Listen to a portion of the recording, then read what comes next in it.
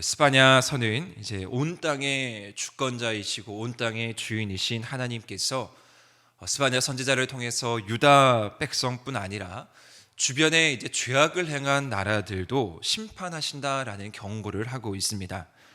오늘 본문은 이제 스바냐 선지자를 통해서 유다를 둘러싸고 있는 동서남북의 그 강대국들을 향해서 심판을 예고하고 있습니다. 이 심판 예고를 보면서 한편으로 이들을 향한 여호와의 심판이 분명히 유다의 남은 백성들에게 또 남은 자들에게 주는 메시지가 있었을 것입니다. 그것은 분명히 유다의 남은 자들에게 위로가 되었을 것이고요, 소망이 되었을 것입니다. 오늘 본문 말씀을 좀 보면요, 스바냐는 먼저 이스라엘의 서편에 있는 블레셋을 향해서 심판을 선언합니다. 4절 말씀에 보시면 블레셋이 총 5성읍으로 되어 있는데 우시야와 히스기야 왕 때에 정복된 갓을 제외한 가사, 아스글론, 아스돗, 에그론을 향한 심판이 이곳에 기록되어 있습니다. 가사는 버림을 당하고 아스글론은 폐허가 되고 아스돗은 대낮에 쫓겨나게 되고 에그론은 아예 다 뽑혀버린다라는 말씀이죠. 즉 여호와께서 그 지역들을 완전하게 멸하신다라는 말씀입니다. 그래서 이제 그곳은 어떻게 되냐면요, 해변은 풀밭이 되고 목자의 운막과 양떼와 우리가 거기에 있게 될 것입니다 라고 말씀합니다. 그리고 중요한 것은 이어서 그 지경을 이제 남은 유다 족속들에게 허락하신다라는 말씀을 약속하고 있습니다. 하나님이 그 남은 자들을 돌보시고 그들이 돌이켜 돌아오게 되면 새로운 삶을 허락해 주신다라는 말씀, 다시 긍휼을 베푸셔서 회복과 자유, 특별히 거기에 더해서 특별히 하나님의 보살피심이 그 가운데 있게 된다라는 약속을 더해 주신다라는 것이죠. 그리고 이어서 8절부터는 모압과 암몬 자손을 향한 심판이 계속해서 이어집니다. 이 모압과 암몬은요, 이스라엘 동쪽에 위치해 있습니다. 이들 또한 지속적으로 이스라엘 백성들을 괴롭혔던 강대국입니다. 대표적으로 이스라엘이 광야를 지날 때 여러 가지 일로 이스라엘 백성들을 조롱하고 비방했던 족속이 바로 암몬 족속이었고 모압 족속이었습니다. 그리고 예루살렘 성전이 더럽혀지고 이스라엘 땅이 황폐할 때 누구보다 비웃고 누구보다 즐거워하고 기뻐했던 족속이 바로 암몬 족속이고 모압 족속입니다. 그런 그들이 오늘 본문에서 어떻게 그 마지막을 맞이하게 된다라고 기록되어 있냐면, 그들의 조상이었던 롯 시대와 같이 소돔과 고모라와 같이 황폐해져서 소금 기둥이 되어 영원히 황폐하게 될 것이다 라고 심판하고 있습니다. 하나님의 백성을 비방하고 조롱하고 괴롭혔던 이 모압과 암몬은 영원히 이제 멸망의 길을 가게 된다라는 것이죠. 그런데 오늘 이 본문에서도 분명하게 동일하게 약속되고 있는 것은 무엇이냐면요, 유다의 남은 자들이 그 땅을 기업으로 차지하게 되고 이방의 모든 해변 사람과 함께 자기의 처소에서 여호와를 경배하게 될 것입니다 라고 이어서 약속하고 있습니다. 그리고 12절 말씀에서는요, 구스 사람들을 향해서도 심판이 예언됩니다. 이 구스는 이스라엘 남쪽에 위치해 있는 나라였는데요, 구스는 애굽을 다스린 나라로 주변 사람들에게 상당하게 힘을 행사하는 강대국 중에 하나였습니다. 하지만 여호와의 심판 때에 이 강대국이었던 구스 또한 예외 없이 죽게 된다라는 것이죠. 그리고 마지막으로 13절 말씀부터 보시면 북쪽에 있는 아수르를 향한 예언이, 심판의 예언이 기록되어 있습니다. 아수르는 또한 어떤 곳입니까? 그 당시 초강대국 중에 하나였습니다. 아수르는 이스라엘과 이 유다의 흥망성쇠에 아주 직접적으로 영향을 미쳤던 나라 중에 하나였죠. 스바냐가 이 선지자로 활동하고 있을 때도 아주 초대 강대국이었고 여전히 그 힘과 위력을 과시했던 나라가 바로 아수르였습니다.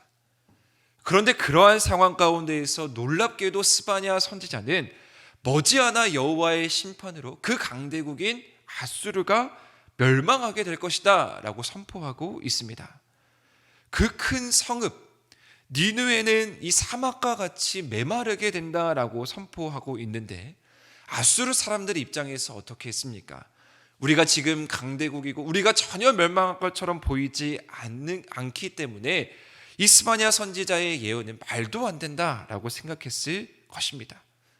그러나 오늘 본문은 분명하게 아수르가 멸망되어지는 이유에 대해서 기록되어 있는데 그 이유가 무엇이냐면요, 그들이 자만했기 때문입니다. 하나님의 말씀에 순종하고 하나님의 뜻을 성취하기보다는 어떻게 하면 그 나라가 더 강해지고 어떻게 하면 더 강대국이 될까를 고민하면서 수많은 백성들에게 착취하고 고통을 주는 대표적인 민족이 바로 아수르였기 때문에 하나님께서는 그들을 여지없이 심판하실 것이다 라고 예언한 것이죠. 그래서 오늘 마지막 말씀 15절 말씀에 어떻게 기록되어 있습니까? 지나가는 자마다 그들을 비웃는다 라고 기록하고 있습니다.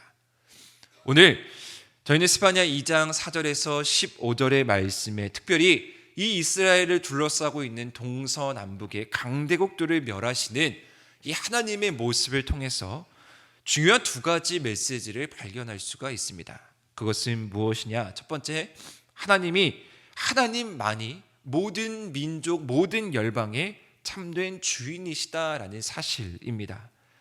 하나님은 하나님의 택함을 받은 이스라엘 백성들뿐 아니라 모든 민족, 모든 나라를 다스리는 유일한 분이시다라는 사실이죠. 그리고 그 다스림에는 한 가지 중요한 원칙이 있습니다.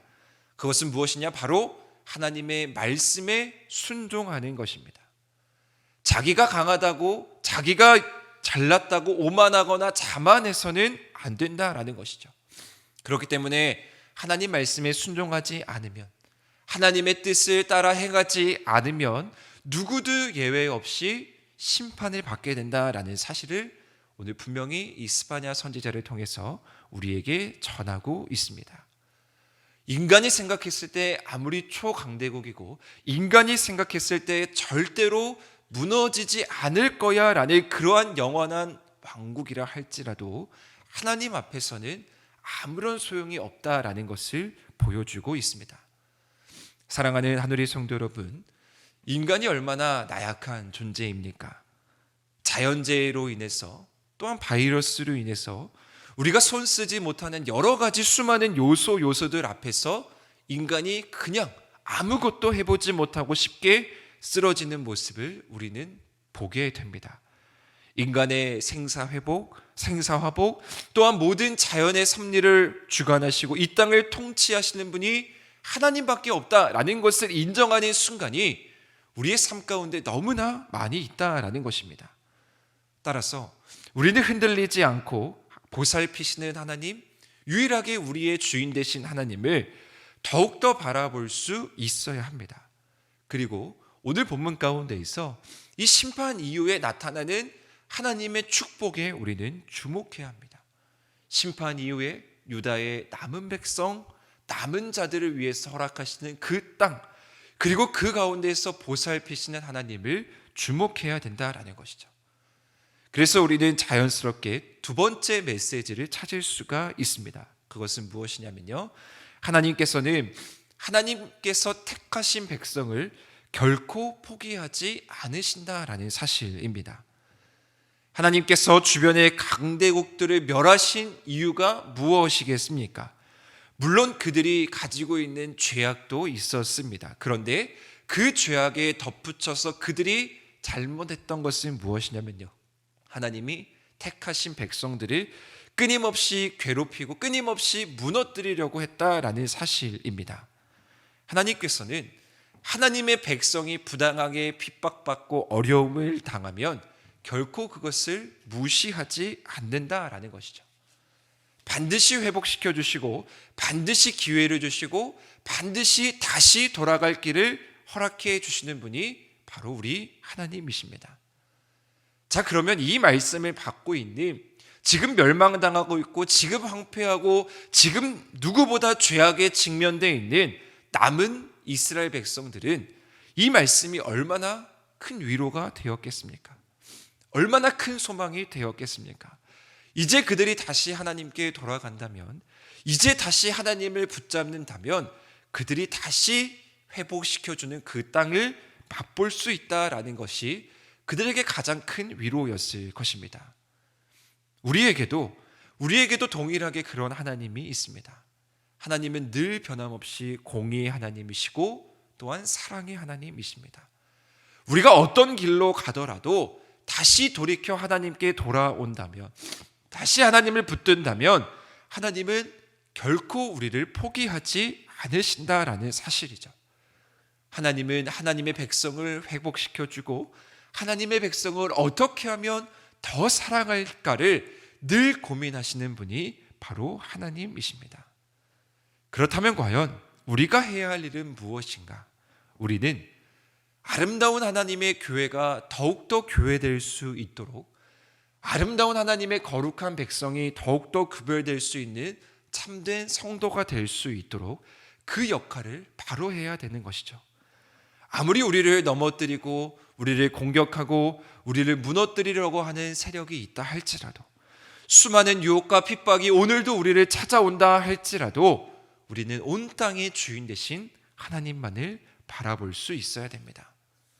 사랑하는 성도 여러분, 오늘을 살아가실 때 겸손하게 여호와를 찾으시고 우리는 하나님의 그 심판의 대상에서 벗어나서 남은 자들, 하나님의 축복의 주인공이 될 것을 기억하시면서 오늘도 하나님의 보살피심 가운데에서 승리하는 한 날 되는 우리 하늘의 모든 성도님들 될 수 있도록 우리가 주님을 더욱더 가까이 하고 주님을 더욱더 붙드는 귀한 하루 될 수 있도록 있기를 주님의 이름으로 간절히 축원드립니다.